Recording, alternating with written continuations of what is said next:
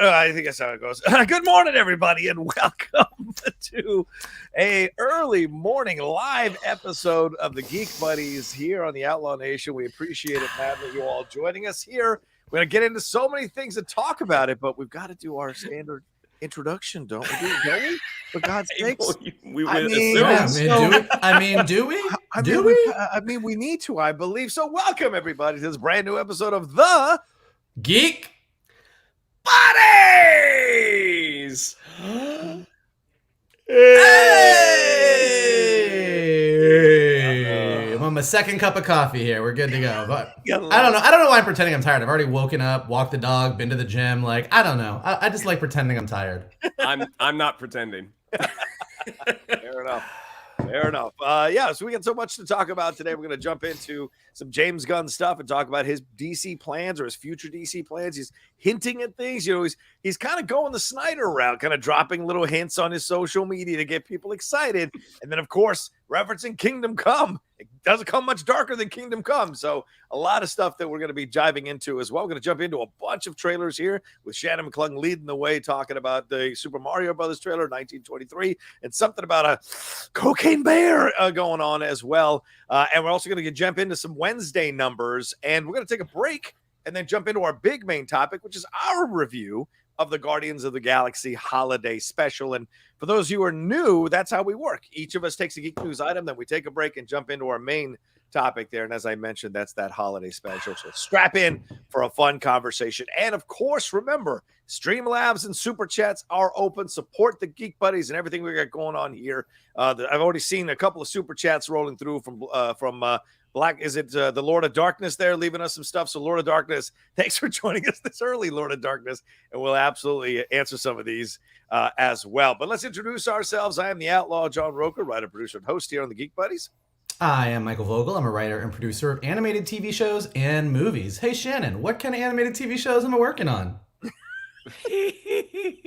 And yes, this is Shannon McClung, as Vogel just said, and I'm a television actor and an animation writer, where we're currently working on Strawberry Shortcake, Barry in the Big City. You can see season 2 on Netflix right now. And if you're one of the folks that don't have Netflix, maybe you got rid of Netflix. It's possible. It does come out week to week on YouTube.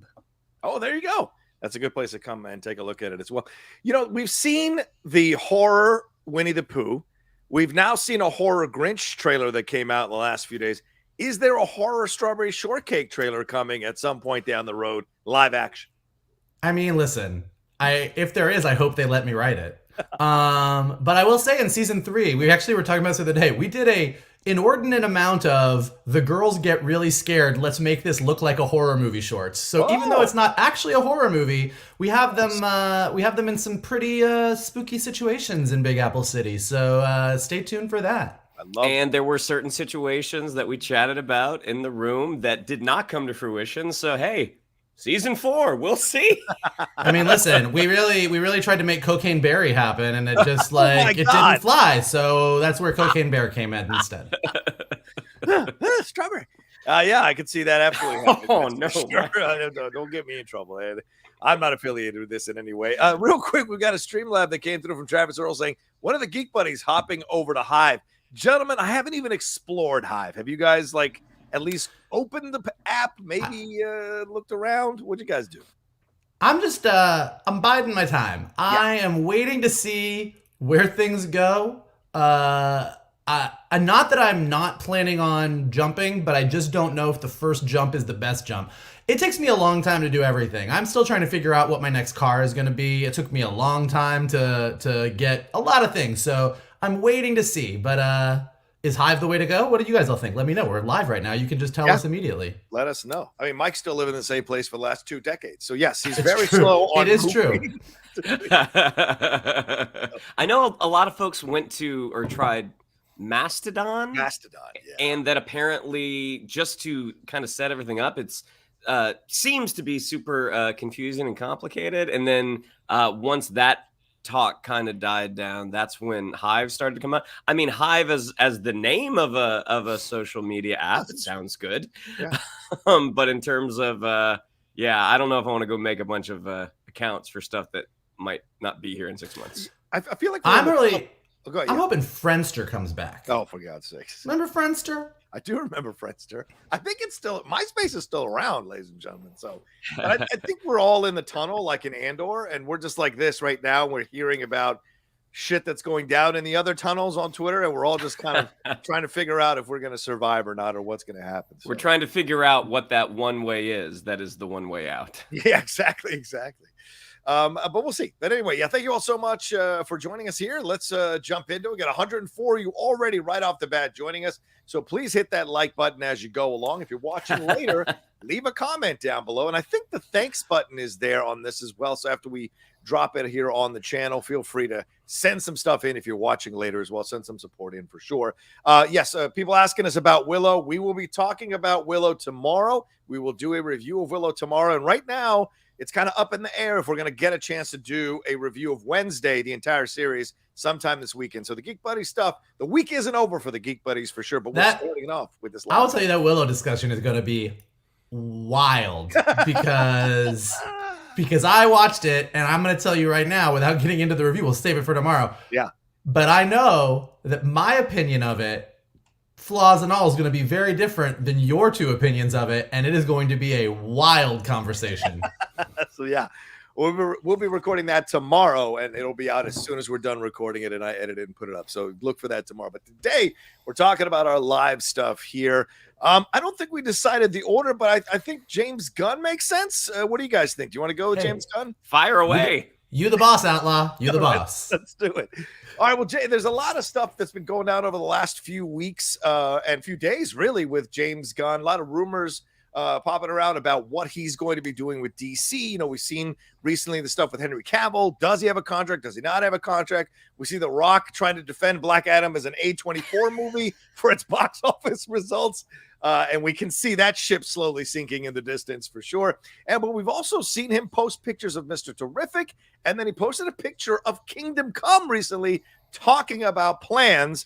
And we were given permission recently to talk about this also, that we hear from our sources that in the next few couple of weeks, that James Gunn is going to be pitching his DC plan to David Zaslav. So clearly, James Gunn posting this stuff on Twitter and on Instagram and talking about it, and certainly with the holiday special out, people have been asking about it on the press tour, certainly laying down the groundwork for all this kind of stuff. So, Mike, I go to you first. What are your thoughts about James Gunn kind of teasing all of this stuff? It even mentioned Booster Gold as being the one hero that a lot of people are clamoring to hear. So do you like this strategy, or do you prefer more of a let's chill, let's keep it under wraps, let's move slowly? What is your feeling on this?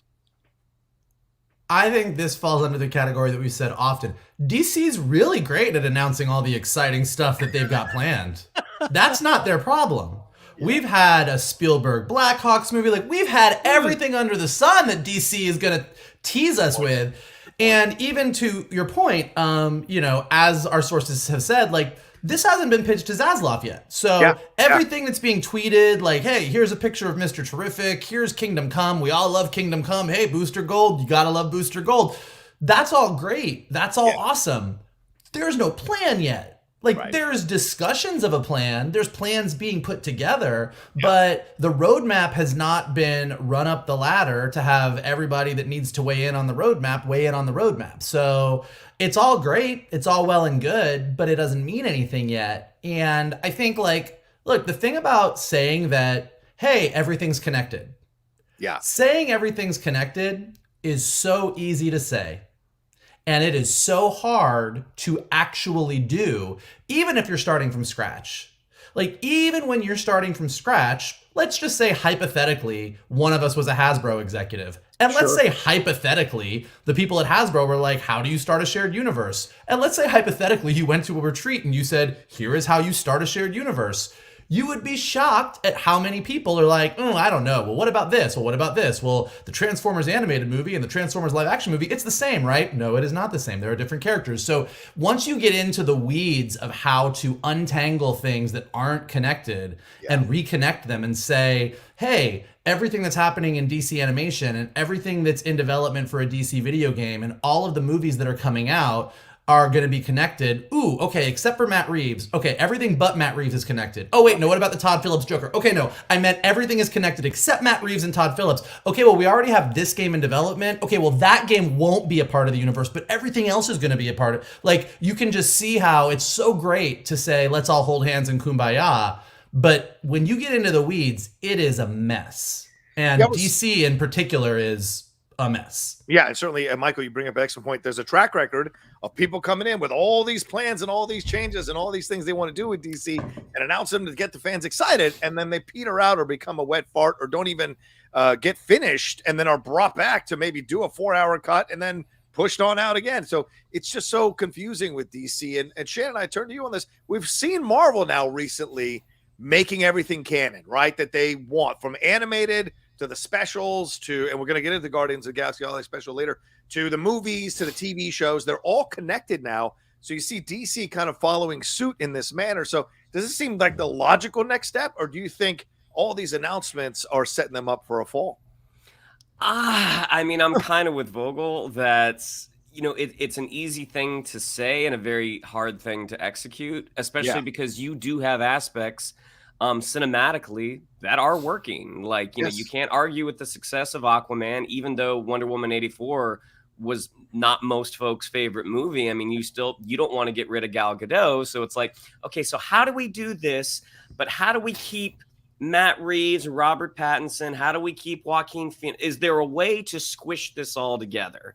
Right. Maybe. I mean, maybe there is. But as of right now, it just seems like there's so many sort of independent limbs acting right now. It's difficult to see how you sort of funnel that into one cohesive storyline. And James Gunn even said in an interview he wanted to include the games, which, I mean, Star Wars has that. I mean, Star Wars has done that. But outside of, I think, every other property, I mean, the games, when you have a big video game come out, like the Arkham Knight series, the Arkham Asylum series, those exist completely independently. I mean, yes, you had Kevin Conroy doing the voice of Batman for everything except Arkham Origins, but for the most part, like, those act completely separate. So it's a unique challenge that they have in front of them, and I think a lot of folks do feel good with James Gunn, someone who has come out of that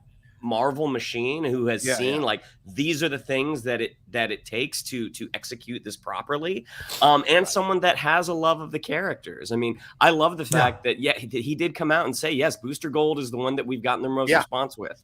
Mr. Terrific, outside of Legends or Arrow, Mr. Terrific has never been on screen live action. I mean, we had the small screen version.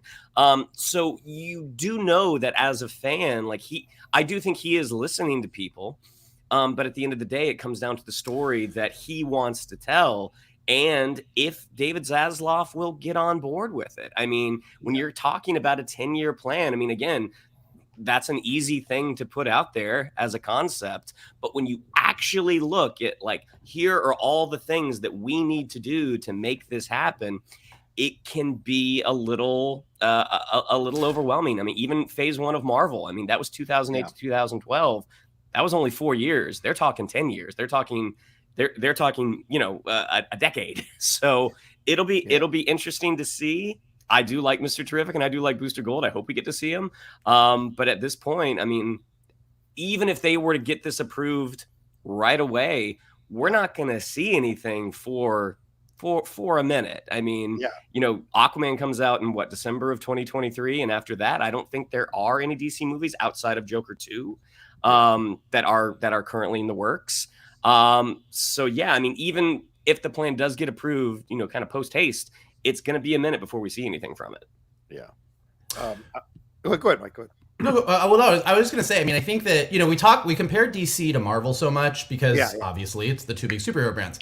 Marvel has it, I don't want to say Marvel has it easy, but Marvel started with a plan for a shared universe. So looking at them for a roadmap is kind of tough because DC can't do that. But I think that, look, if you're a Star Wars fan and you've been a Star Wars fan for a long time, we all remember the day that they came out and just said, hey guys, everything isn't like the books, the video games, the comics, everything you've loved for the past several decades, dump it. Yep. It's all legends. It's not canon. And everything from this point forward is going to be canon. And everybody was upset about it. And everybody's like, how could they do this? Like, oh my God. But like the Han and Leia had the twins and blah, blah, blah, blah. But what you've seen them do and what Dave Filoni, everybody has done really well is they've pulled the pieces that they want to pull. They've pulled the Old Republic. They've pulled Thrawn. They've reinterpreted characters. They've reintroduced characters in a different way. But they've taken pieces that people loved from the old canon and started to weave it into the new stuff. But they gave themselves a clean slate. And I think that it's all, like I said, it's all well and good to say it's all connected, but you need to do something really big that cleans your slate. Shannon's right. And I think somebody just said, Wiley Henry just said in the chat, like, why are we only judging them? Why are we only judging DC by their failures?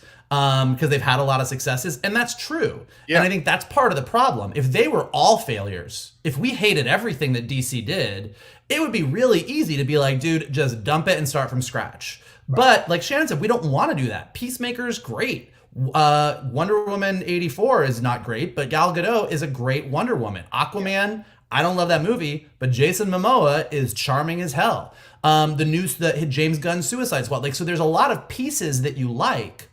So I guess what I'm waiting for is for some big announcement that says, here's how we're doing this. Yeah. And maybe they're going to keep it secret and it's a movie. Something like a Kingdom Come, some huge earth-shattering event like that might be the thing. I mean, I would love it if, like, and this is a bad example, but like if you cast a young kid as a new Clark Kent.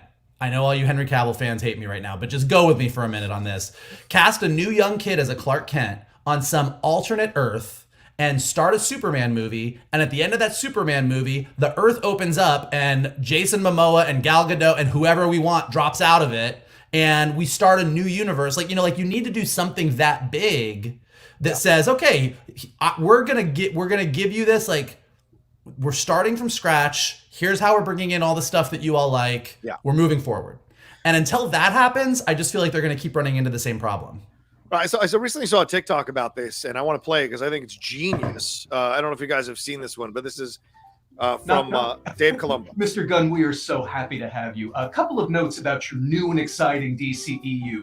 You got to keep the old Superman, Aquaman, but not his love interest, Wonder Woman, but retcon her last movie. Cyborg yelled at us, so he's gone. No word yet from PR if we can afford to be associated with The Flash or finish their movie that literally reinvents everything. But you can move forward with the Suicide Squad that rebooted everything except the characters we liked from the earlier one, but featured a Joker no one liked, but who Snyder kept as canon, but who we teased as somebody else, and a completely disconnected Batman franchise, as well as a different character in the musical sequel to the also disconnected Joker origin story. Also, if you could figure out how to make it seem like the JSA have always been around, and while they don't kill, they don't have a problem with Superman, Batman, and Wonder Woman all killing in their movies, that would be great. So what are your ideas? I mean, yeah, this is basically it, isn't it? I mean, and that's the thing that I come back to. It's just I've watched that thing over and over again because it's 100% correct. And that's when I look at all this stuff. I love James Gunn. I love Peter Safran as a producer. I think it's great for them to coming in, announcing this stuff and talking about a 10-year plan. To me, feels like we're going to do Power Rangers 1. We're going to have 6 Power Rangers movies. It's going to be great. We're going to have 7 Avatar films. It's going to be great. This kind of stuff where you're like just talking about stuff ahead of time. I hate putting the cart before the horse. Take it slow. Piece by Marvel didn't come out in 2008 and go, we got a 10-year plan. That was later after things started to have a little bit of success, a little bit of traction after they got sold to Disney. Then there was money there to do this 10-year plan. Then you started to hear those stories about Peter Feige and his board and all those people that sit in there and look at the board and map things out for 10 years. But starting off right now like this, I know it gets maybe the DC fans excited, but there are so many potholes and minefields that he's got to navigate. Because do you keep The Rock as Black Adam? Do you really think Zachary Levi is going to play your Shazam in A Kingdom Come? No way. These other things, like, not to me. I haven't seen depth and complexity from Zachary Levi to play that Shazam. No way. I don't think so. What are you doing with your Lex Luthor? What are you doing with your Superman? Cavill's not under contract. That came out as well. So you just have to ask all these questions about where he's going to go. I wish they could do the reset like Star Wars, Mike. Like you pointed out, if they could just hit the reset and go, We're starting the fuck all over again. James Gunn and Peter Safran are going to pick everybody. Thanks to all these actors who've been incredible and been in service of our work. We are now moving forward in a different way. And at least there's a bold new direction, new casts, new actors, new approaches, and they're all going to be going in one line, and they're all going to be with the mentality of one particular approach all the way through. I think that would be the approach. You don't cut the Matt Reeves you can leave those out as outliers, as Elseworld shit. But canon-wise, I think this is the way to go. So they're not going to do that, but so it's going to be interesting. And then you've got Jason Momoa saying, "Oh, he's going to bring, my dream come true in DC," and everybody's like, "Lobo." You can't have Aquaman and Lobo the same actor. That doesn't seem to make sense to me in any way, shape, or form. So they're both very strong characters. By the way, you know what? At a certain point, I just don't give a fuck anymore. I want them to do an Aquaman versus Lobo movie, and Jason Momoa plays both of them, and just be like, "Fuck it." But that's the problem. We don't even know. We don't even know anymore, guys. Come see it. Momoa versus Momoa this summer 2026. Momoa ×2. Just fuck it. Hey, sure. Who are you? I'm you. What? I don't know if that works necessarily. Didn't we see that with Batista versus Momoa in season 2? I don't know. But this is the thing that I come back to. So look, I want it to all work. We all want it to work, right? Because we're fans of the DC characters, and we know they haven't fully been mined effectively and consistently for the great stories, the human stories that are involved, or whatever you want to say, the emotional stories, I guess I should say. I don't want to be species specific, but the human stories that are involved in all these characters. And I think we've got to get that solved before we start talking about 10-year plans and all this kind of stuff. So, and we don't even know, as you said, Michael, earlier, what Zaslav is going to say. What is Zaslav going to say? What is he going to do? What is he going to say? Because they're cutting budgets like crazy. Yeah. And he's going to be like, they're going to have this whole plan. He's going to be like, "Here's $1. Go make yourself a comic book movie." Yeah, that's the fear. Jason Momoa versus Jason Momoa, Dawn of Momoa tagline. Both their moms have the same name. There you go. Perfect. That's well said. All right. Anything more to say on this before we move on? No. Hey, fingers crossed. Yeah, exactly.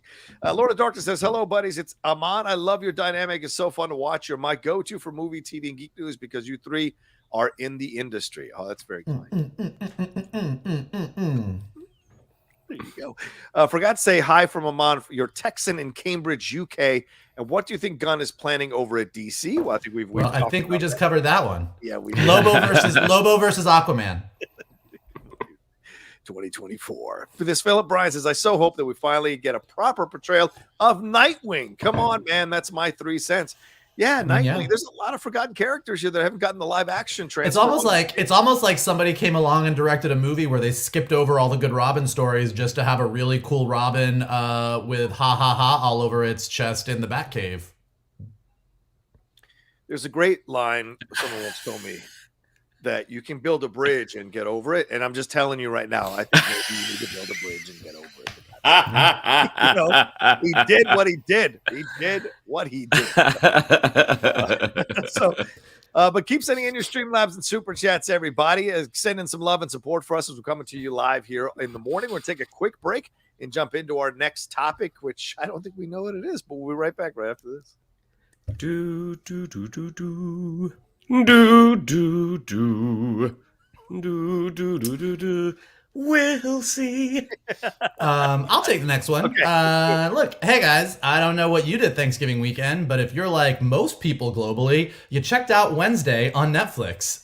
So Netflix has had a huge hit with their new Wednesday series. Drew a whopping 341.23 million hours viewed in its first week, which soared up to the top. It holds the record now for the most hours viewed in a week for any English language TV series on Netflix, just beating out Stranger Things 4, which at its peak had 335 million hours viewed. The only thing it can't touch, because holy shit, we all loved this one, was Squid Game, which logged in 571.8 million hours in its peak week. But aside from that, Wednesday is just killing it. It's in the top 10 in all 93 countries that Netflix tracks. It's still at number 1 in 83 of them. I mean, it is absolutely killing it. So if you enjoyed it and were wondering if it's going to get a season 2, I'm going to tell you right now, we're going to get a season 2 of Wednesday. So that's great. Like we've all been excited about it. We reviewed the trailers as it came out. I know I binged it all Thanksgiving weekend. It's definitely one of those shows that you start it and you're like, oh yeah, I'm going to ride through this whole thing. So what do you guys think? I know that we're hopefully planning on doing a full review of Wednesday, but did you watch it? Did you like it? What do you think about these numbers? What do you think about a season 2? And why do you think that this worked so well as opposed to other things that have come out that didn't hit as hard? Sure. I mean, my wife and I had a fantastic time watching this. It's one of those ideas that kind of, when it's announced and then afterwards seeing it executed, as a writer, you get mad you didn't think of. Because it was like, oh, you took a character who was not the lead of your ensemble, but you took this character that has sort of, kind of penetrated, the social zeitgeist, and you give them a new spin, which is like aging her up a little bit and putting her in a private school. And it was just such a great idea. I mean, Gotham Miller did a fantastic job, and I think I tweeted it that this is, in my opinion, this is the best Tim Burton has been in a long, long time. I mean, this is just one of those great marriages of the right director with the right material. Even as we were watching it, it was like they could have gone anywhere with this character. I mean, they could have aged her up another 10 years and made her a private eye. I mean, there are so many things that they could have done, and this one worked out so well. I mean, when you look at other, like, I did not watch Chilling Adventures of Sabrina. I know there had been some comparisons to that. There'd been some comparisons to sort of like, oh, it's like the comically horror Harry Potter. I guess there's no sort of escaping those comparisons, but because Jenna Ortega just did such a fantastic job, and the supporting cast across the board was just gangbusters. I mean, it just connected. I mean, I think it's one of those things where you have an established property that the public, by and large, do have an association with, and largely a good association with. I mean, when you think back, if you don't remember the old John Astin show, I mean, you remember the Raul Julia, Angelica Houston, movie, maybe movies. Maybe not the one with Daryl Hannah. But everyone has a good association with that. And the fact that you were able to include Christina Ricci, who I think probably was kind of responsible for elevating that character to a higher level. I mean, the show was just a blast. It was so much fun to watch. I mean, even though like it did come out on Thanksgiving when we were all off and had some time, God, I would have loved to have seen this during Halloween. I think this would have been such a fun October watch. But either way, it was just they just really kind of knocked it out of the park. I mean, unfortunately, I feel like the only place they have to go is down because the first season was so good. But knowing that they want to include the family, have the family in a more featured role. I mean, it was just a fantastic series. Yeah, that's the thing. I'm only 3 episodes in, and I'm enjoying it. I'm liking the approach. I'm always trepidatious with Tim because he's burned me so many times before. I put him in that box with Guillermo del Toro and other creators that have these occasional spikes of great movies or great content, and even within their not so good content, there are great scenes or great sequences, and you're like, why couldn't the whole movie be as good as this? And so you have these concerns, and certainly Tim Burton recently have been kind of hit and miss for me. So I was concerned, but having seen the trailers, I was excited. So that's why I gave it a chance. And certainly I'm enjoying it now. And I think Jenna Ortega is fantastic. I do agree the family is being kind of shoved aside. When you made such a big deal of the casting, it kind of surprised me a little bit. But again, I'm only 3 episodes in. I'm not surprised by this, though. And I think it was genius for them to drop it over Thanksgiving. You wanted something new. You were sitting at home. What's a thing that you can watch there? And it's generational. Like you said, to John Astin, Kel, you can go all the way back to Grandpa and Grandma reading the comic strip, to the John Astin, to the Raul Julia, to even the most recently the Oscar Isaac animated ones. So you've got connective tissues here of multiple generations who could enjoy this approach. Then Jenna Ortega coming in and delivering a fantastic performance as she has so far in what I've seen, and Gwendolyn Christie being involved in this. There's so much here for people to enjoy, and it is something you can watch with the family, right? And I think that also helped with the numbers and the hours and what have you. And it's hitting that sweet spot with the younger generation, just like Stranger Things did. You hit that sweet spot with the younger generation that older generations can watch, but it's really the younger generation, young demo that you want to hit. And I think they treat her as an intelligent person. They treat her as someone who is navigating as a rebel in essence in all of this stuff. And certainly people love rebels. So that all kind of blends through. Plus, it's really well written, really well directed. It's paced so well so far. So I'm not surprised by this, but it happens. We have those. Netflix has a tendency to do, right? Get that one thing. It captures the zeitgeist. And I think they were actually smart to drop it on Thanksgiving, Shannon, because you had all these days off over the weekend to watch it and enjoy it versus Halloween where you don't really get the day off. So I think they understood what they were doing with this situation. Plus, I mean, the sequel, right, had a Thanksgiving connection itself. So it just kind of like figured it worked for what they were trying to do. You know, it's the further disenfranchising of Thanksgiving. Let's be real. I don't even know why we even have that holiday, to be honest with you. All right. Anything more to say on these numbers? Wow. We're dogging on Thanksgiving, man. Curveball here. I enjoyed my turkey and stuffing. No, I mean, I think you're right. I think that they very much did lean on the nostalgia of the live action movies of the Angelica Houston, Raul Julia. Like, I mean, even the fact that the villain, the overall villains in this are pilgrims, like in the town, that there's a pilgrim town and that everything else, and that it is placed at Thanksgiving. Like, you can just see the little areas where they were like, oh, most people at a certain age grew up with the live action movies. That is kind of the touch point for this family. Even the fact, I mean, Addams Family has always been like the quirky, you know, kooky family, but those live action movies, the Raul Julia, Angelica Houston one, really kind of nailed this whole vibe of like, they might be weird, but they are a tight family. Like they will always be there for each other. So a lot of those elements kind of rolled over into this one.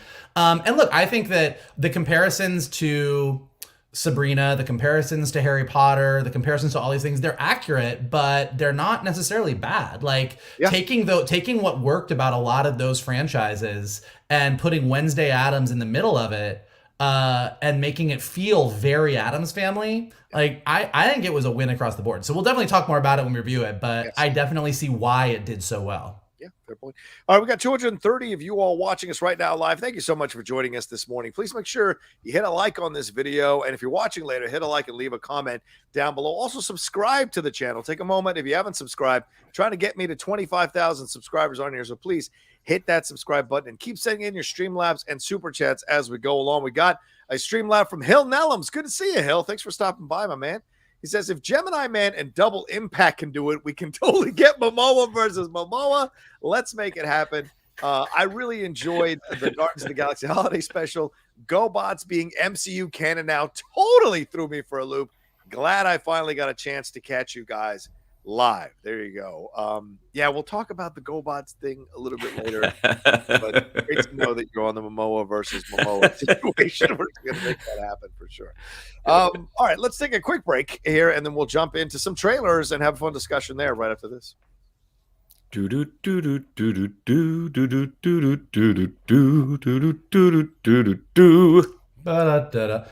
Before we dive into all the trailers we have planned, I don't know if you guys are seeing this in the chat, but a lot of people would like us to do a live reaction of the new Transformers trailer that just dropped. It might get us a strike, and it might get us a copyright claim on it. So I don't know if we can do that, but all right, fine. We can figure it out. Let me figure it out. But Shannon, let's jump into these trailers, and then if I can get it squared away to do the other trailer, we'll do it. Okay, so we got trailers. It might be trailers. But today, not including Transformers Rise of the Beast, we get a bunch of seconds. We get our second look at a big animated movie coming out. We get a look at the second spinoff from a popular cable show. And we get a trailer that makes you take a second, which we're going to talk about that one first with Cocaine Bear. So this one just came out based on a true story. pretty loosely about a bear in the woods who ingests some cocaine and goes on a terrifying bender. I've got some strong thoughts about this one, so I'm gonna throw it over to you all first. What did you think of our first look at Cocaine Bear, Mikey? I'm in. Yeah. I'm in. It's weird. It's a funny trailer because when you look at it, it looks like a Sharknado. Like it very much is like, it gives you the vibe of like one of those like super cheesy movies. But then you see, oh, okay, well, it's Lord and Miller. Elizabeth Banks is directing it. And regardless of your opinion of Elizabeth Banks as a director, she's not someone who just did like a sci-fi movie. Like, you know, Right. Definitely like Universal is definitely putting some power behind this. And particularly the Lord and Miller part of it, it just like, it's such a crazy concept. And if you've heard the story, it is just hilarious. Like some drug dealers had to like throw their cocaine out of a plane so they didn't get caught, and a bear ate it all. Like it's just a crazy story. And so the vibe of the trailer is just bananas. But like I'm here for it. Like it's just so funny. The name is so stupid. It makes me laugh so hard. Like maybe this is a big miss for Lord and Miller, but look, Lord and Miller are the guys that made a Lego movie emotional. Like they helped shepherd Into the Spider-Verse into being one of the best Spider-Man movies.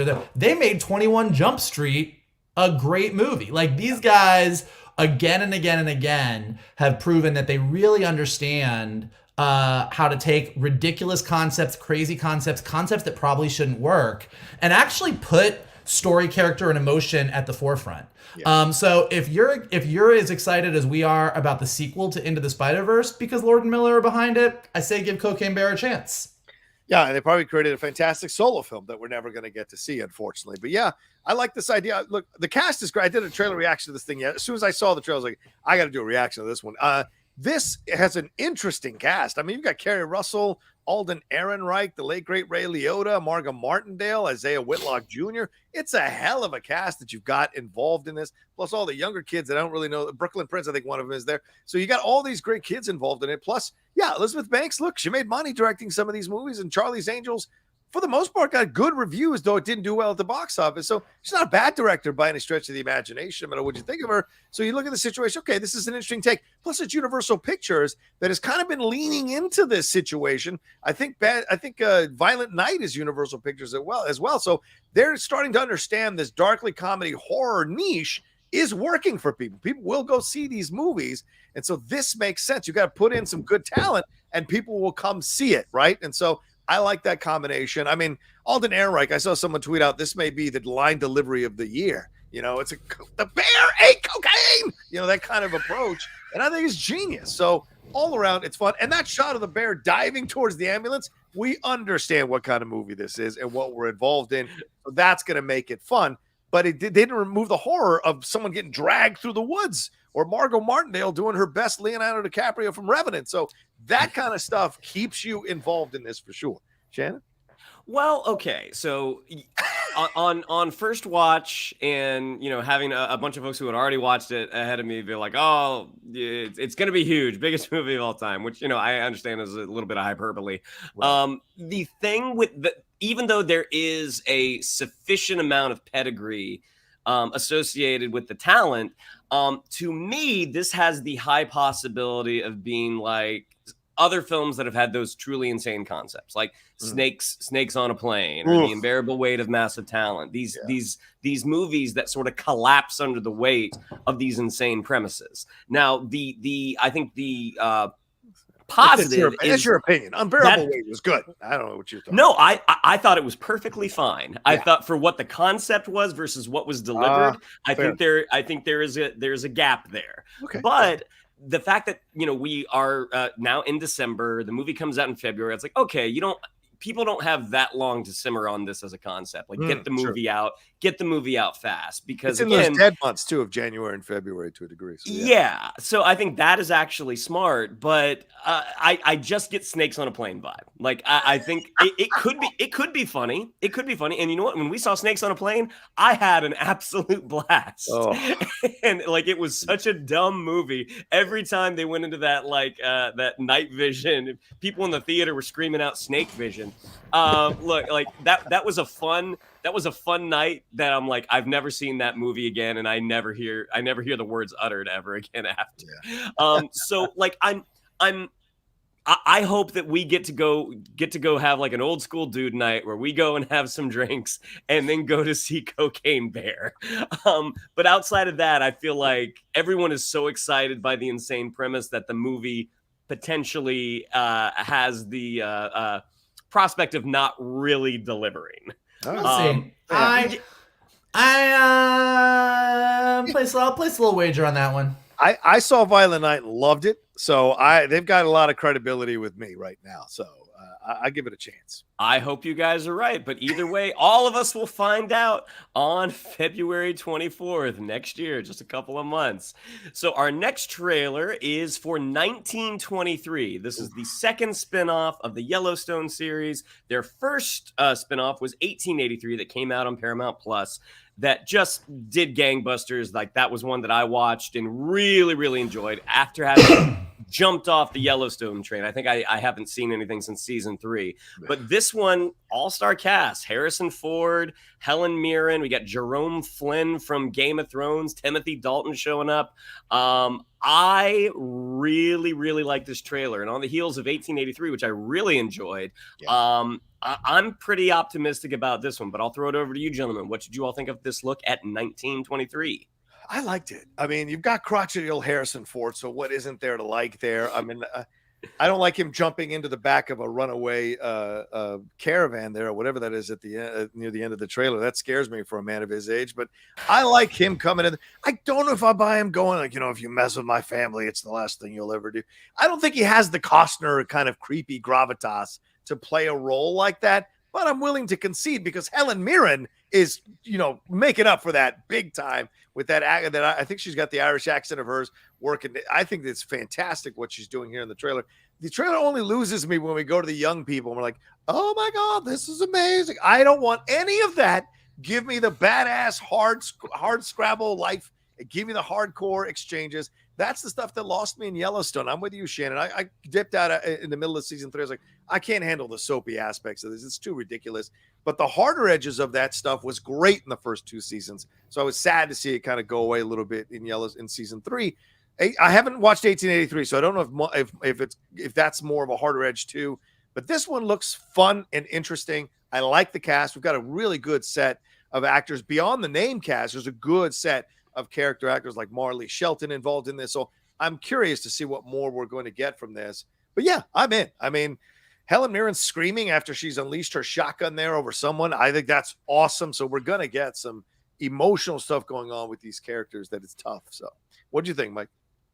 I think you guys are funny. You like, it is the key to like making these shows that really do work. I mean, and the Yellowstone franchise is like huge for Paramount, is that it gives you the hard edge stuff for the grumpy old crotchety people, and it gives you the soap opera with the younger people. Like, that's where like the soap opera aspects and the younger cast, like, that's where the hits happen, because if you only make shows for the crotchety old people, it's not gonna work. But I do think that what I think is really fascinating about all this, I thought the trailer was great. I think it's, we just talked so much about DC and the MCU and Star Wars and shared universes. Who knew that Paramount Plus was going to get to build a shared universe out of Yellowstone? Like, who knew that they were going to be able to just start spinning off different years on that Dutton Ranch, and everybody was like, yeah, I'm in. I want to know about every generation of Duttons. Give me Yellowstone 2028. Give me Yellowstone 3072. Like, just keep going. Like, and they pack it. They give you, I mean, I was teasing you, but it's also true. They give you these really big name stars that people of our generation are like, oh, this is the real deal. Yeah. But they give you a lot of young actors. They give you like a lot of storylines. So there's a little bit of something for everybody. I don't disagree that I don't think that Yellowstone getting soapy is the problem. I think Yellowstone spun off on a couple characters that I didn't really care about and their storylines near the end, and I was like, all right, I'm a little bit dried up. But I think the spin-offs are really good, and I just kind of find the whole thing fascinating, because Yellowstone is an absolute beast of a show. And it's one of those shows that everybody is watching. Like younger people are watching it, older people are, like, it's just a show that just has this mass appeal. And it looks like they're handling it well. Like the spinoffs don't feel cheesy. The spinoffs feel like, yeah, these are great. There's a lot of great story here. And kind of telling this story of this ranch through the different generations and seeing kind of the rise and fall of the cowboy, which is clearly kind of the story that they're really interested in telling from a macro aspect. Yeah. It's really fascinating. So I'm on board.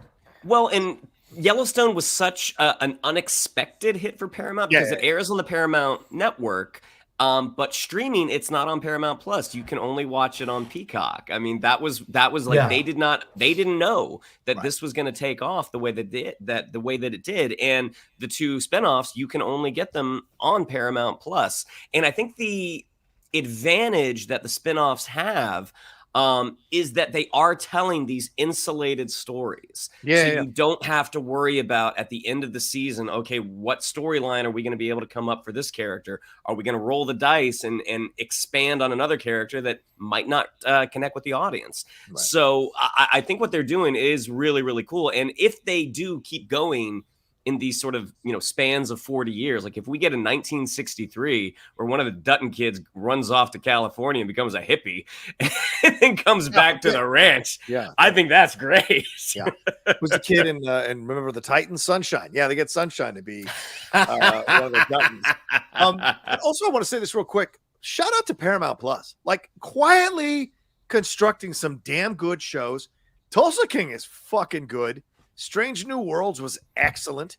And now you've got, as you said, Michael, this Duttonverse that they've essentially created with these three shows quietly and just without making any big deal. They're just doing their work and doing their content. And people are gravitating. Even the new Criminal Minds Evolution, we gave it a shot the other night. I loved it. I really liked it. And I dipped out of Criminal Minds last 2 or 3 seasons. I got too soapy again. But this one is much more on the edge of things, and I like that overall. And by the way, crotchety Andor didn't have any cutesy things, and it worked just fine for us crotchety old folks. So it did, and it's great, and it's also having trouble finding its audience. And I'm not saying that I'm not happy that we have an Andor. I think Andor is great, but when you look at Wednesday Addams breaking records and them trying to get Andor out on Hulu and Andor and everybody else to get people to watch it, that's the executive side versus the creative side. Creatively, I am so thrilled that Andor got to be the show that it was and gave us this hard-hitting, rough around the edges Star Wars. But there's a reason that younger kids are not like clamoring to watch it. Like that's kind of the trade-off. It's because they haven't experienced the hell that life is. Anyway, all right. Yeah, well. Speaking of the hell that life is, what's our next trailer? Well, first, 1923 comes out December 18th on Paramount Plus, and to the trailer that Vogel cannot wait to talk about. It's our second look at the Super Mario Brothers movie. Ew. We covered the teaser. I think I was probably the most enthusiastic in terms of the comedy. Right. But now we get a little bit more from Chris Pratt's Mario. We get to hear Anya Taylor-Joy's Princess Peach. We get more of Jack Black's Bowser. We get to hear Charlie Day's Luigi. So, we got thoughts on this trailer, but I kind of want to go to John first. Okay. Because I feel like Vogel is coming out with both barrels. So, Johnny, what did you think of the second look at the Super Mario Brothers movie? Look, as someone who is not like humping Mario's leg and never bought the games and never was all into that kind of stuff, I always appreciated people's love of it, but I played the game maybe 3 times in my entire life, as we spoke about with the teaser trailer. I really liked this trailer. With that teaser trailer, I was like, this trailer gave me more. I don't know if I see the groundbreaking voiceover work from Chris Pratt necessarily, but I like that his Italian is subtle. His accent is subtle. It's not really overt. He's trying to kind of walk that line between, he doesn't want to offend people, and he doesn't want to do Jared Leto from Gucci, but he also wants to give him a little bit of an Italian accent, and I think it worked, actually. The visuals were great. The stuff with Bowser I really liked. My only concern is I would have liked a different voice for Princess Peach. I think would have always seen the character. I've had a different voice in mind, and not, of course, the actress who's played it in the Mario stuff, but like Anya Taylor-Joy just can't help sounding like Anya Taylor-Joy. And I think with Chris Pratt, he's doing a bit of a different approach to it. So there's a little more depth to what he's doing. And I like Charlie Day as Luigi. I really felt their connection, not only physically when you saw them in the trailer, but also in the conversations and back and forth with each other. So to me, as someone who's not like, Mario, it really worked for me. And I can't wait to see it, to be honest with you, and enjoy a lot of this stuff for me for the first time. All right, there's my 2 cents. Go ahead, Mikey. Let's go. Oh boy. No, here's the thing. I actually think, look, it looks real. The animation looks great. The character animation is awesome. It's a very rich looking world. And if you're a fan of the Mario franchise, like of any aspect of the Mario franchise, this trailer has a lot to get excited about. You got Donkey Kong, like you got the flying raccoon suit, you got the fireball, you got the Mario, like you got all the pieces.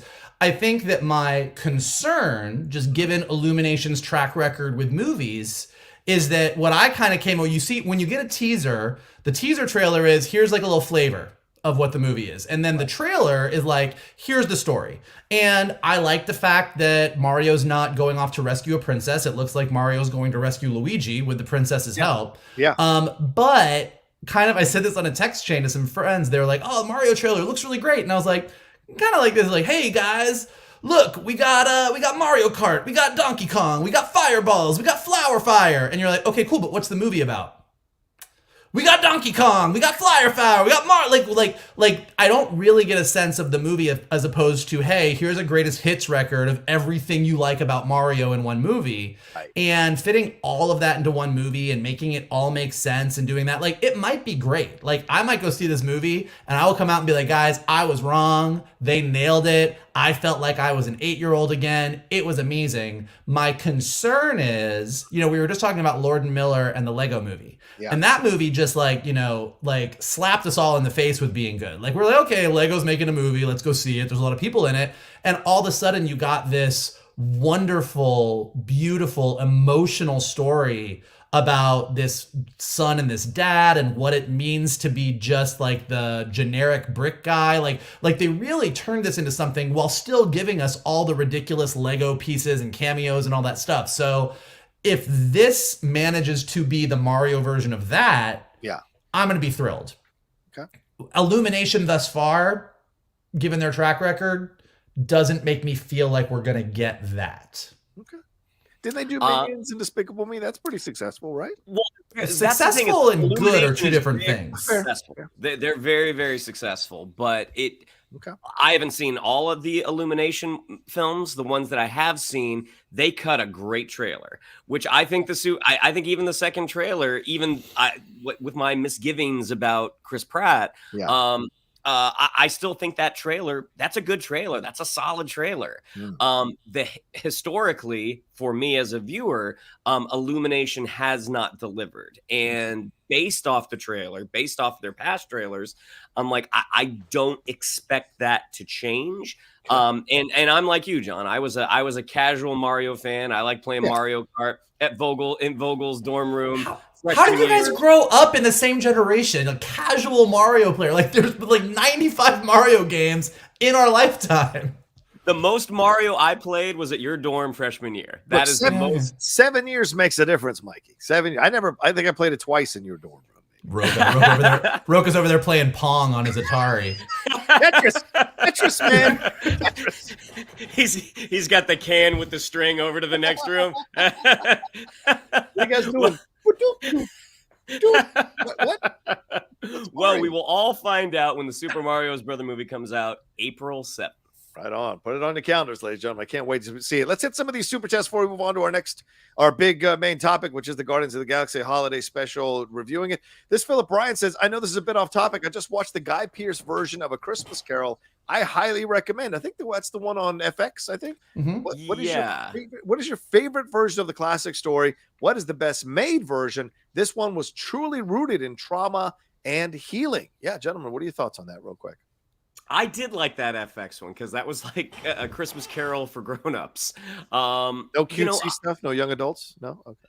Well, I mean, I grew up with the animated Disney with Scrooge McDuck. Oh, right, Like, to me, that was my introduction to a Christmas Carol. So for me, that will always be the ultimate version, even though I do really like a Muppet Christmas Carol. Okay, Mike, what is your favorite version? I actually think the Guy Pearce version is really, really fun. It's a good version. I was just talking about this on Twitter because I just watched Spirited, but I think that Muppet Christmas Carol actually is one of the better versions of Christmas Carol, mainly because since Gonzo plays Charles Dickens, it's one of the few versions that takes a lot of Dickens' actual writing from the book and puts the that right in, like that actual narration that Dickens wrote right into the movie. So Muppet Christmas Carol is actually really, really good. I think honestly, as far as adaptations go, one of my favorites, it's not even a movie or a cartoon, it's Batman Noel. If you haven't gone and read Batman Noel, I know Kalinowski does the same thing. The two of us read it every single Christmas. And it is it's the Batman version of Christmas Carol with Batman as Ebenezer Scrooge and Catwoman as the ghost of Christmas past and Superman as the ghost of Christmas present and kind of the Joker as the ghost of Christmas yet to come. Like, it's really wild. It's a great read. Yeah. And then honestly, and if you haven't watched it yet, Spirited might be stacking up to be one of my favorite adaptations of Christmas Carol. It is just ridiculously fun with music from Pasek and Paul, who did Dear Evan Hansen and Greatest Showman. So it's kind of a banger. It's so good. I finally watched it. I finally get your good afternoon references. It was so good. Good afternoon. So good. Good afternoon. Well, it was so good from top to bottom because I was like, because some of the reviews hadn't been 100% great. So I was like, and then I was like, this is so cute. You turn Will Ferrell down a little bit, the comedy, and turn up the humanity of him, and he's great. That's the Will Ferrell I love. And seeing that here come through is great. Ryan Reynolds. Ryan Reynolds, yeah. Octavia Spencer is great, is what I was trying to say. Octavia Spencer, the chemistry with them is so cool. And of course, the songs and all of that work. And Ryan is great. Ryan does his thing and he's great. And I think the dude, Jacob Marley, who runs he's great. I like him too as an actor being a part of this. So totally. And the twist, when you find out the twist, I was like, that's a good twist. That's a good twist.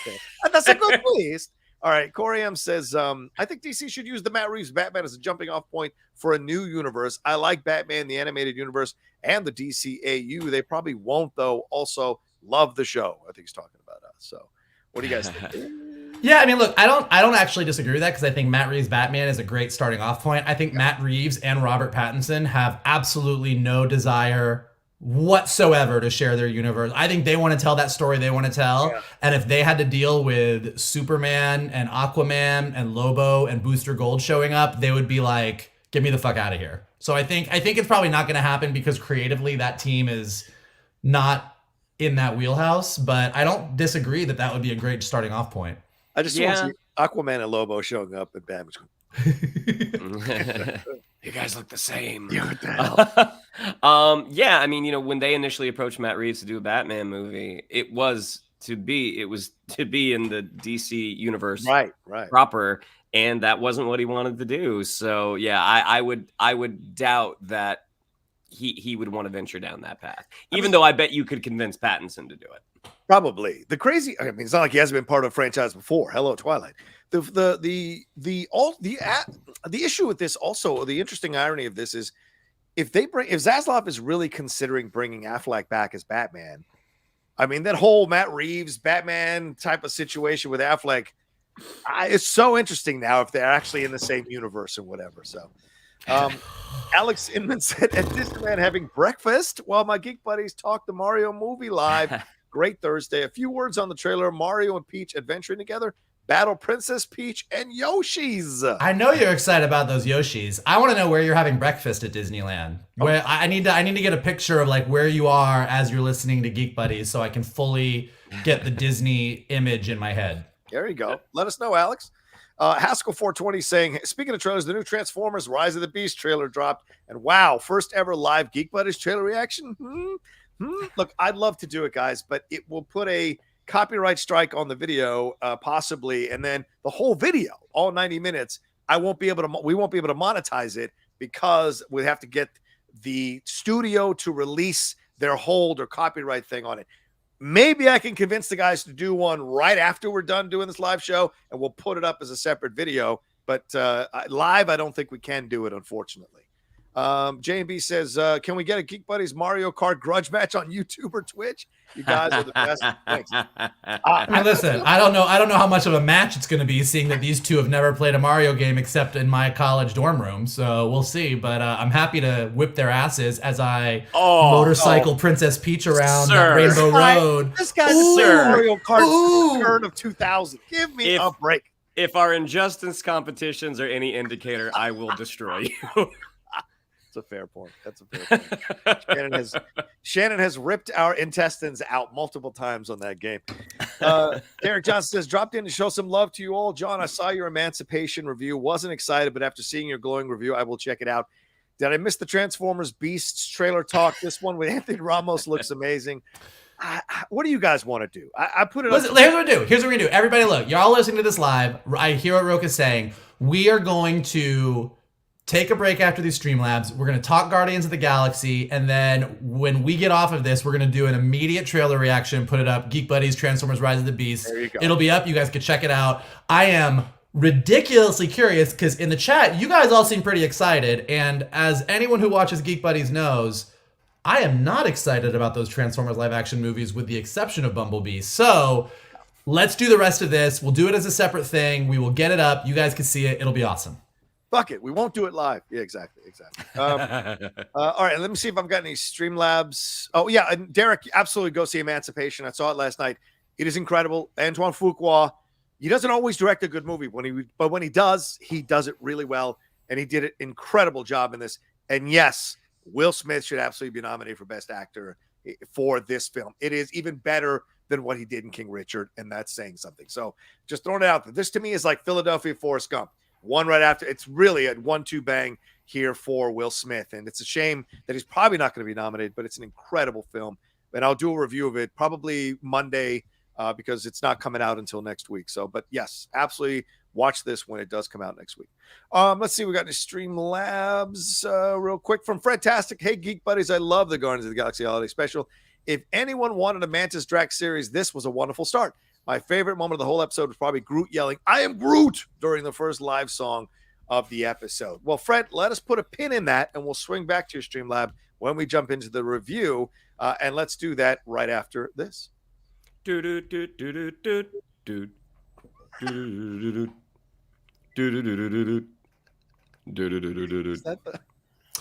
glad that you know the music, even though you don't apparently play the games at all. Ooh. Strong shots being taken. Strong shots. We're gonna set this Super Mario Kart up. I think we're gonna have to. I will drive up for that. I will drive. I'm down. Yeah, we might even do it live. Have someone host it live while the three of us play. That would be a lot of fun. Maybe get a guest host to come join us. And if I lose, we got to play Injustice right afterwards. Oh, gracias. Although I have been playing Mortal Kombat 11. So anyway, all right. Have you ever played Strip? Have you ever played Strip Mortal Kombat? Is that just me? What? It's like Strip Poker, except it's Mortal Kombat. No. Real question, real talk. Is this a thing or is this a bit? Yeah. I mean, it's a bit, but also have I done it? Yes. Yeah, I was just gonna say, do you really doubt that Michael has done this? I have no doubts. Just the wrinkle, okay. All right, well, let's jump into the Guardians of the Galaxy. Let's go to a completely different direction into the Guardians of the Galaxy Holiday Special. This came out just a few days ago. 44 minutes special here in the vein of what they've done before with Werewolf by Night, this kind of special presentation connected to a holiday. And they did this one a little bit early. You know, we just got into December today, I think. So it's a little bit early, but I think it was such an interesting story here where basically we find out from Kraglin that Yondu ruined Peter's Christmas, and we see that through the Ralph Bakshi style of animation, which was such a nice surprise. Then we go to live action. Mantis, we find out Mantis is the sister of Peter Quill. She doesn't know how to tell him. So she thinks a great gift. Well, yeah, exactly. A great gift would be to go get Kevin Bacon. Drax comes along. They go on this two-hander for about 20, 25 minutes of the show. Grab Kevin Bacon and bring him back to nowhere because we found out that the Guardians have bought nowhere, apparently, from the collector, and they are trying to soup it up. We get some great music, and we get some reference to human trafficking from Peter Quill, and we get Rocket getting Bucky's arm from Nebula, and Kevin Bacon running away when he's finally taken out of the trance that Mantis put him in, but then coming back and leaving us with a very positive story about Christmas and the power of it to help people come together and enjoy the spirit of Christmas. And we find out that Kraglin, like I knew from the beginning, was an unreliable narrator, and there was more to this story than we thought. We find out that Yondu gave Quill his blasters, and Quill gave him that little toy that he has on the front of the ship. So a lot of stuff happened here. Mikey, overall thoughts on this? What really stood out to you? What really worked for you overall? What didn't work for you? I mean, this is like Marvel firing on all cylinders. Yeah. And it's James Gunn firing on all cylinders. It was great. Like, I think that I love this whole concept of the specials. I mean, Werewolf by Night followed up immediately by this Guardians holiday special. Like, they can just keep doing this as far as I'm concerned. Like, this is a great way to have, like, it's a nice little self-contained thing that, still being part of the MCU, has little threads that they're going to pick up. So I love that this was just this fun little Guardians romp with Mantis and Drax going to Earth, scooping up Kevin Bacon, and it's really a pretty simple, straightforward story. Yeah. But within that, they drop some big bombs. Like John said, like, okay, so the Guardians own nowhere now.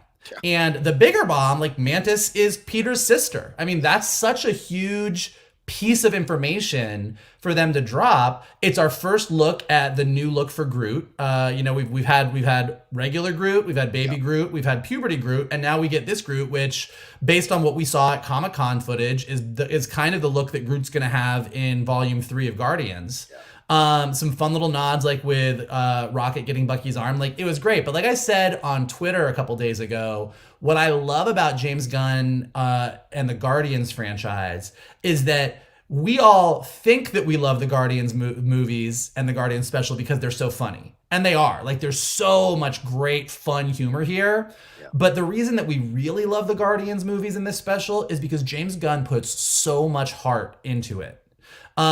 He could have done a romp that was just Mantis and Drax running around Hollywood with all the really funny references and the funny lines. And like, he delivers on that level 1,000%.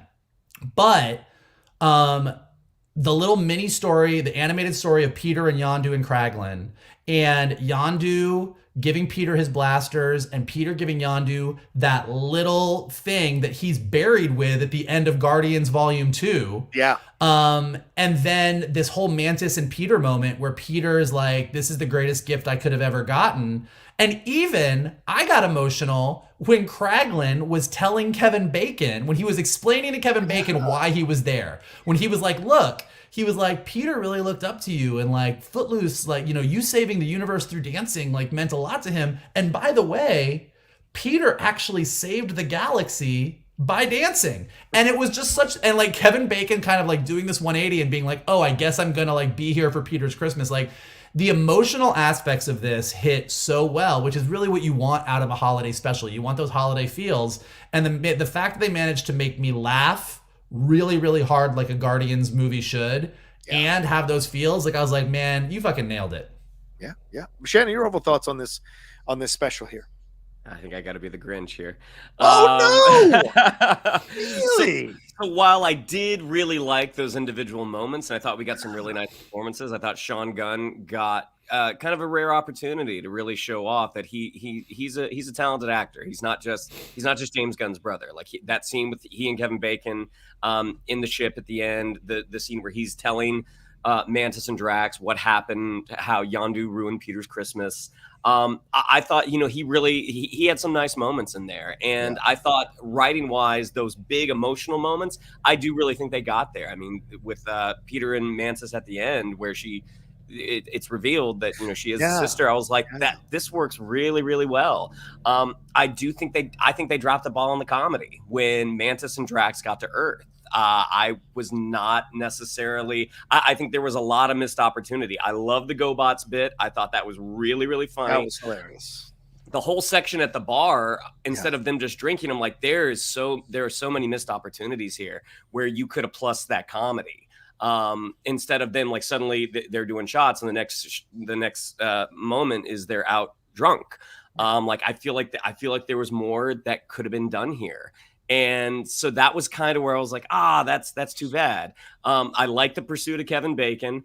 I wasn't sure about the cops rolling up and unloading on that the was Guardians. a little weird, right? I didn't like that. I was like, that's a strong statement he made by having them attack the cops and almost kill the cops. Even the cops just like opening fire. I was in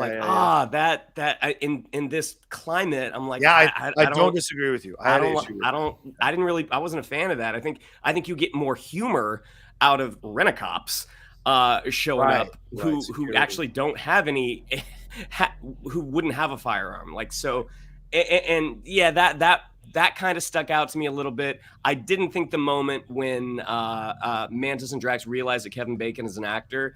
I liked the concept of the joke, but I don't like the execution of the joke. I'm like, this should be funnier. Like something, the comedy is just missing here for me. When they actually get to nowhere and Mantis kind of unleashes releases Bacon from the spell, I liked all that. I loved the song at the beginning with the old 97s. I thought Kevin Bacon singing with them, I'm like, this is so great. I just feel like comedically they did not check all the boxes for me. Okay. I feel like Kevin signed on because they let him sing a song. Like he was like, all right, I'll do it. But, because he's been part of the Bacon brothers for like God knows how long, him and his brother being a musical act. They're like, okay, we'll do it, but I need a song. All right, fine. You get a song at the end. So, but it worked because it's a damn good song. I think both of those songs are actually really good in the special as well. I enjoyed the special. I do take Shannon's criticisms a little bit. I do agree to a certain extent. Some of the humor didn't work with Drax and Mantis, but also because they're unusual characters to pair up. Because Drax, there's no subtlety with Drax. And like you said, sarcasm, all that stuff doesn't really work for him. And Mantis is more like emotion at once, emotion like this, emotion here. But the moments where she was yelling at him and trying to get at him and trying to get him to focus, that was funny. Him throwing her over the thing. Hilarious. My surprise, I thought, was really funny. Him wanting the green man, the candy cane stuff, all of that was funny. I didn't like the maps moment. I thought that was weird with the woman here. I'm just going to take your money as well. I'm just going to steal and rob from you. This poor woman is just trying to survive in Hollywood with the rent prices the way they are. So whoa. Just little things like that. They kind of were like, okay, I get what we're doing, but I don't know if I 100% like it. But the spirit of it 100% worked for me. I even would say, go a little farther than you, Shannon. I don't know if Kevin Bacon was 100% good in this, although I liked him in it. I don't know if he was 100% good in this. That being said, the spirit of it all really, really worked for me.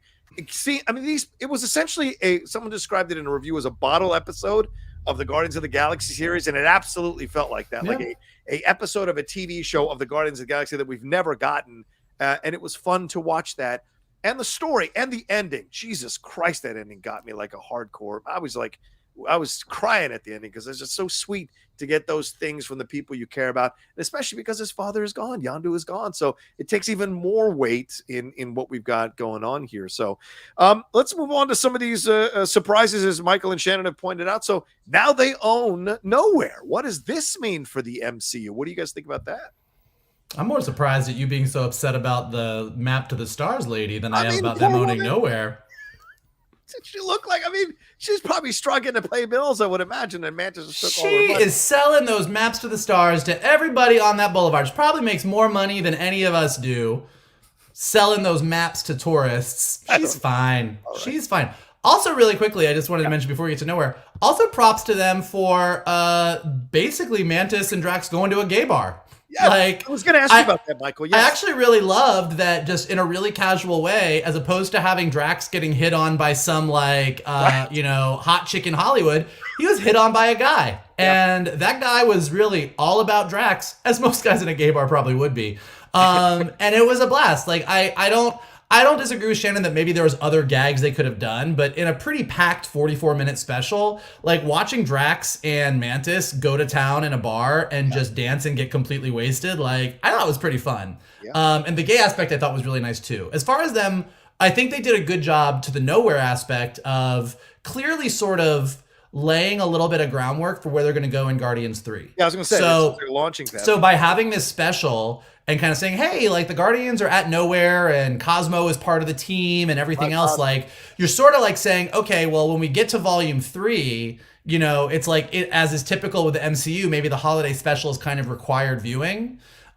Similarly, like as far as what you guys were saying about Drax and Mantis, you know, we saw a different Mantis in this special than we did in Guardians 2.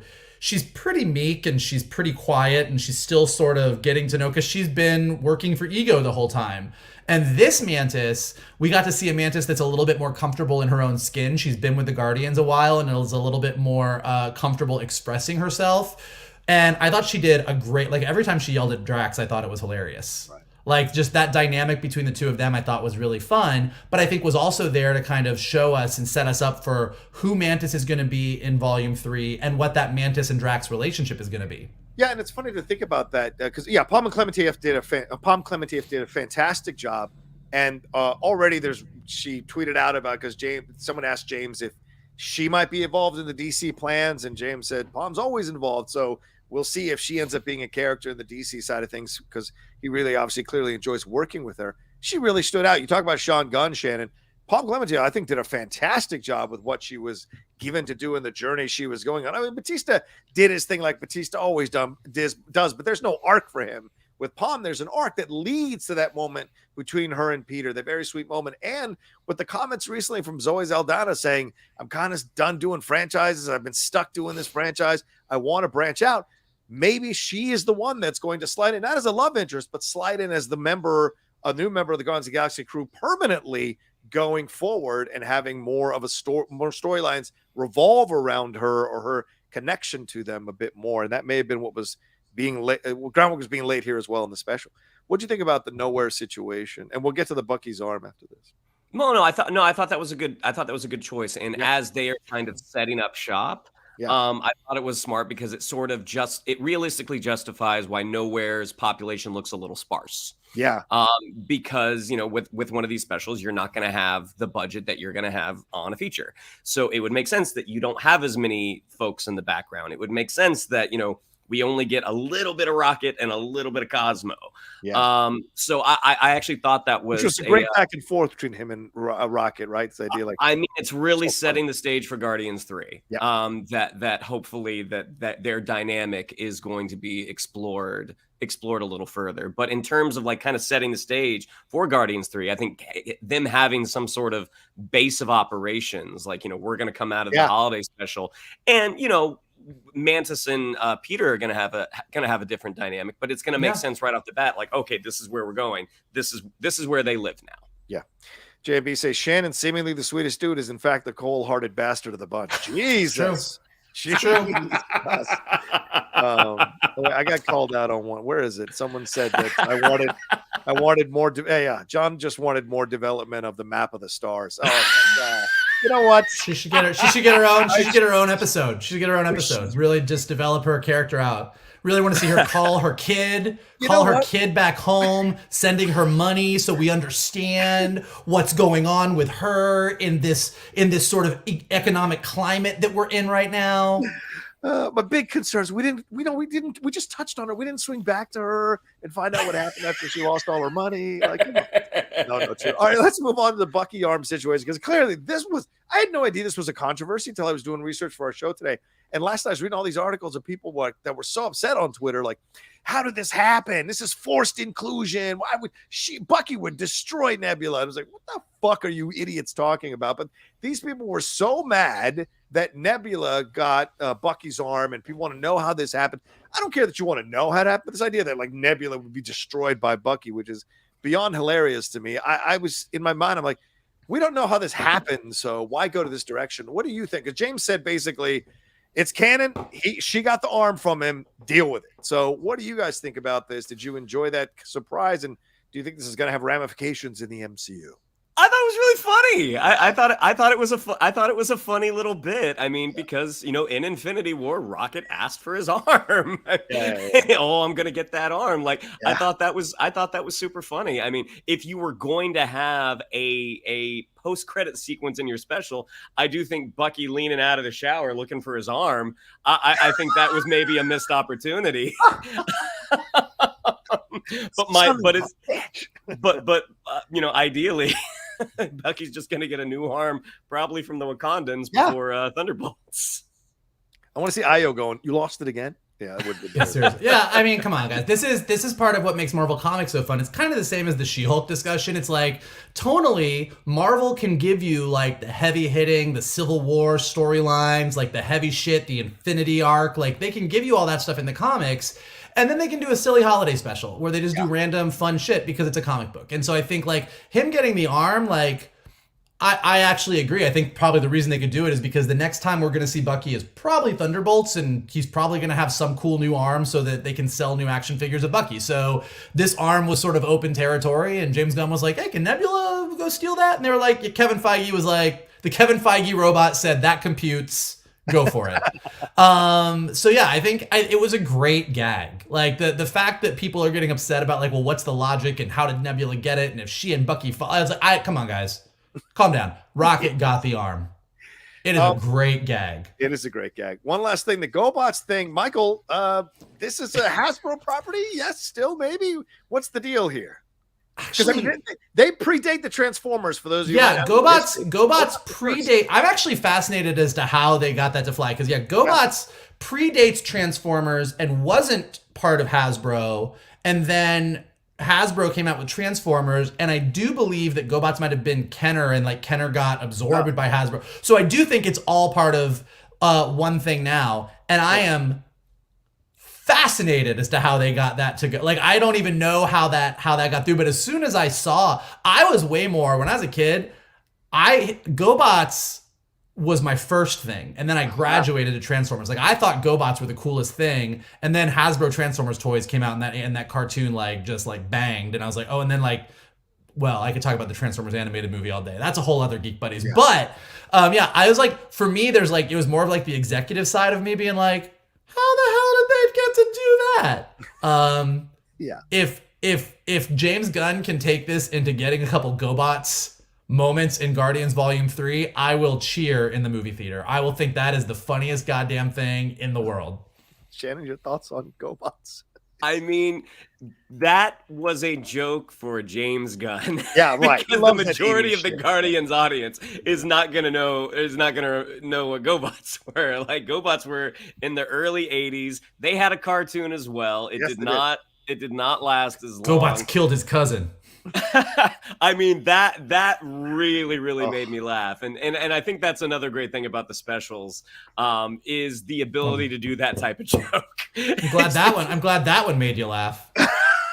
It did. I also think we're slowly but surely moving towards a Marvel versus DC thing down the road. I mean, they're mentioning Bruce Wayne. They mentioned Bruce Wayne in this special and Batman in this special, so it's like, is it canon now?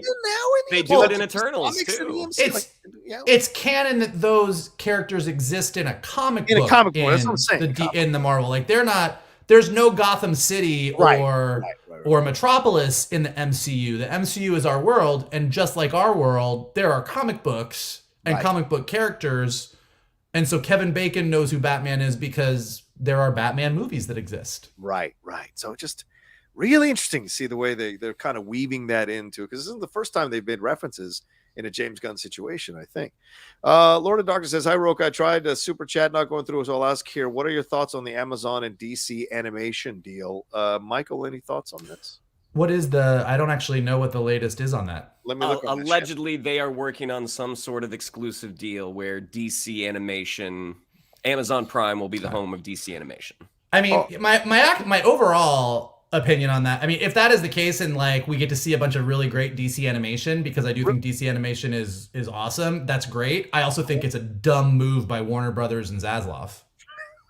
There we go. Well, Warner Brothers Television Studios chair Channing Dungey opened up about some of the new moves and, yes, said that they are partnering with Amazon and thinking very seriously about a Harry Potter spinoff series. So they are partnering with Amazon for an animation situation. It's not a rumor. They're actually going to do it. This. It is. Oof. It is so stupid. Okay, tell me that more. You have HBO Max, and HBO Max should be the home for all Warner Brothers. We should be going to HBO Max to see a Harry Potter series, all the DC animated stuff. Like, there's so much value in that IP that should be driving us to that streaming platform in the same way that Disney has us going to them for every Star Wars and Marvel and every single piece of content. And the fact that they are just taking that and throwing it to the side and letting Amazon come on and pick this up so that we will all, like, Amazon Prime had Rings of Power and Invincible and The Boys, and now they're going to have all of the DC animated stuff, and HBO Max is going to, like, it's so stupid. What do you think there here, Shannon? I mean, like Vogel, like why you're kind of giving away, you're giving away the bank right now, which doesn't make a whole lot of sense to me. But in terms of us, the audience, I'm like, it's great that hopefully there will be some sort of centralized location to where it's like, all right, great. It's January 1st. That means there's a new DC animated project out. I mean, I think that's great for us that it will all be in one spot. But in terms of the company, like, it just doesn't seem like the smartest move. Yeah, and this makes me worry even more for the HBO Max streaming service. Like, I don't know. I mean, from the moves that he's made since he's gotten in there, much more reality content is on there. Like, house shows and shit that I don't give two fucks about are on the HBO Max, and it's kind of confusing because I'm like, well, what is this? Where am I supposed to go? With Netflix, it made more sense because that's what they were from the beginning. They posted all that shit on their reality shows, and with this, it's a completely different thing. So it's kind of confusing when you're sorting through movies and superhero stuff or dramas, and all of a sudden it's like, hey, make your house better. Come on, click in it. And so it's just kind of confusing. So, and I agree with you, Michael. It seems odd that they would not put their all in one situation. And I wonder what Gunn's thoughts on this are as we're talking about him wanting to make everything canon.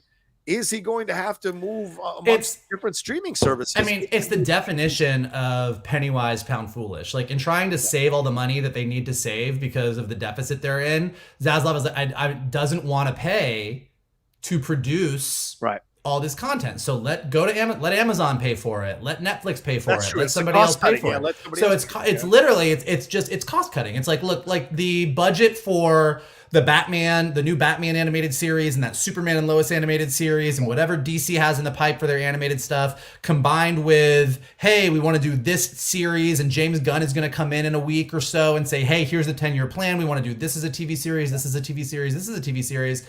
And I think the answer is going to be like, that's great, but like, you can't spend all that money. So all of a sudden we're going to get this announcement that even though the Penguin series live action is going to be on HBO Max and Peacemaker season 2 will be on HBO Max, the Booster Gold live action series is going to be on Netflix. I mean, it's just going to be this constant, like, meanwhile, Disney Plus is just going to keep going and be like, hey, Star Wars and Marvel and Disney and Pixar, and just come on, it's all right here.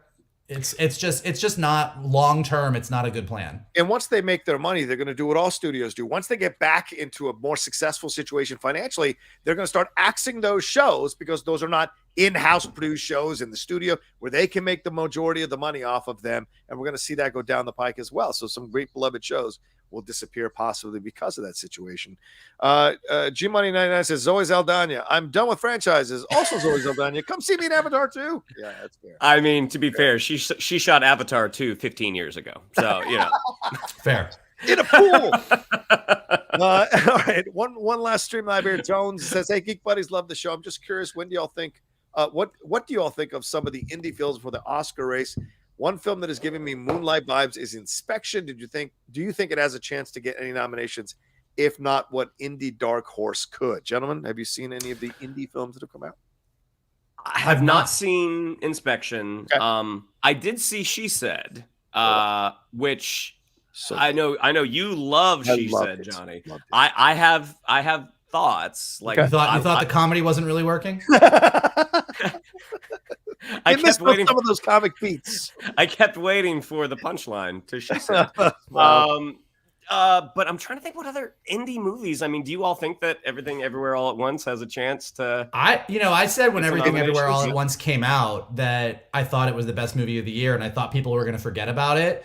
And now we're coming to the end of the year, and I still think Everything Everywhere All at Once is the best film of the year, and I feel like people still remember. So I think it has a good shot. But I'm excited to see The Whale. I'm excited. Like, I think that we're getting into like that great time of year as like things wrap up and I get less busy, where I'm gonna start watching like every indie thing in the world. So I think when we get to January, February, I think we will probably do an entire Geek Buddies episode on what our predictions are, and kind of have a more informed opinion. But yeah, the winter months are when I sort of hole up on the couch or run to the movie theater up the street and just start binging every movie I can. Yeah. I got The Whale tonight. So after Emancipation last night, I'm kind of dreading going through another emotional, exhausting film like The Whale tonight, but I want to see if it's any good. But I agree with you. Everything Everywhere All at Once is still has the buzz. Banshees of Inisherin is another one that I think is an independent film that really people should consider. That one was really good. Yeah, I loved that movie, and I want to see what comes out of that for sure. So there are a lot of them that are coming down. I've just started receiving some of the screeners myself to see some of these that I haven't seen, but you know, it just feels like The Fabelmans is going to be the juggernaut because everybody loves Spielberg. So we're going to see if that's the film that Hollywood just defaults to as the best picture. Hollywood defaulting to a Spielberg movie about movie making because Hollywood loves to talk about itself? That would be crazy. Crazy, exactly. Now, did you see Fabelman's Job? I haven't. I've got the screener, but I've been hesitating because I'm like, I don't want to hate it. I don't want to think it's self-indulgent, but I'm curious because I saw Bardo, and Bardo is fucking great. It is fucking great. Also a film about a director, exploring his process or whatever, through the scope of a character, but it's done way more fantastically with insane tangents. It's a Latino Terrence Malick movie is what it is. And so for me, it worked. The stream of consciousness of it all works. This is much more straightforward. But what I'm hearing from some of my friends who have seen it is that, whose opinions I trust, is that it doesn't go deep enough into the family relationships and kind of lets them off easy. So I'm curious to see what we're going to get from Fabelman. So Now, one other question, you've seen, because I haven't seen Emancipation yet. For Best Actor, would you go Colin Farrell? Would you go Will Smith? I think it's too soon for me to make that judgment because I haven't seen The Whale, because I might go Brendan Fraser, and that's that, to be honest with you. Right. So a lot of people have said it's Colin Farrell or Brendan Fraser, but Colin Farrell, I wouldn't be surprised because I've never seen him do what he does in Banshees of Inisherin in anything ever. I've never seen him do that, and it's phenomenal to watch. Mike, what were you gonna say? I was gonna make some joke about the Fabelmans and the Hollywood Maps lady from the Guardians holiday special, but I couldn't really figure it out. I couldn't quite make it work. So I was workshopping it in my head as you were talking, and then I decided I wasn't gonna make the joke. But since you asked, that's what it was gonna be. That's good. I like that. She's Anne Fabelman of the other Fabelmans. And Fabelman, like, what a crossover. Like, you go to see the Fabelmans and you get a phone call. It's like, hey, it's Anne from Hollywood. She was just selling her maps, but somehow, like, she lost all her money. She doesn't know what happened. And you're like, whoa, the Fabelmans is in the MCU. It's canon. Like, that would really be the ticket for me. In the comments, Jamal Bayless says, "Give Vogel a tag to punch the joke up." This is what happens in the room. Yeah, you introduce a concept that's funny, and then the room comes up with the joke. Good stuff. I just toss it to Shannon, and he does an alliteration and kind of does a little spit shine on my joke, and then I pass it off as my own. It's a great system we've got. You gotta love it. All right, well, there you go. That's our live Geek Buddies. Thank you. We have 300 of you watching right now. Really, we had 350 just a few minutes ago. So we appreciate you all madly hanging out with us and joining us for this impromptu, well, not impromptu, but this live show that we did here because we're trying out different times. We love going live with you all. We love interacting with you all, and so many of you join us, which we really appreciate. it honors and humbles us because we just love shooting the shit with each other. So to be able to do it in a form like this, where everybody chimes in with their thoughts and entertains us as much as we hopefully entertain you all, means a lot to us, and especially going into the Christmas season, and especially after Thanksgiving, giving thanks certainly for you all who hang out with us for sure. And thank you for all the Streamlabs and the super chats. We appreciate it madly. And yes, we will be doing, when we finish this, a recording of trailer reaction for the new Transformers film. So look for that trailer reaction coming in the next couple of hours. Shannon, what do we have to tell them? Yeah, if you'd like to follow us on social media, on Twitter, it's at @geek_buddies, on Instagram at @the_geek_buddies, at Hive, I don't know, maybe one day. If you'd like to follow me on social media, on Twitter, it's at Shannon_McClung, on Instagram at Shannon the Geek Buddy. If you would like to follow Mr. Vogel, it is at MKToon. If you would like to follow Mr. Rocha, it is at The Rocha Says. Mikey? If you like talking geeky movie things, geeky TV things, and if unlike Shannon, you like sweet humor like the Guardians of the Galaxy holiday special, here are some things that you can do so that we keep doing what we're doing. Definitely, like John said, like everyone in the chat is saying, hit that like button below before you head out of here. Leave your comments. The comments in the chat have been great. Leave your comments on the YouTube page so that everybody can see what you think. Let everybody know what you thought of what we talked about today. If you are listening to us on a podcast, take a minute to leave some stars, leave some comments, helps us go up in the rankings. And as always, the best thing that you guys can do is retweet this video, post it to your socials, whether that be Twitter, Hive, or wherever you may be now. As always, tell your friends to hang out with your buddies, the Geek Buddies. All right, there you go. Thank you all so much again, and we'll talk to you next time with another brand new episode or live episode of the Geek Buddies! Hey!